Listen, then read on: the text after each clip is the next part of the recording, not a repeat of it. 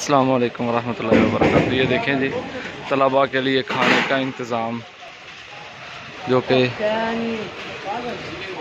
तलबा के लिए जो हज़ारों की तादाद में तलबा पढ़ते हैं, उनके लिए खाने का इंतज़ाम जो है चल रहा है। और वो ऊपर भी खाने वाला हाल है और इस तरफ भी खाने वाला सारे ये अंदर हाल है। यहाँ से रोटी सर्व की जाती है और यहाँ सारा खाना पकवान सिस्टम सारा ये है कि जहाँ तलबा पढ़ाई के बाद अपना खाना तनावुल करने के लिए यहाँ तशरीफ़ लाते हैं। यहाँ पर तलबा के लिए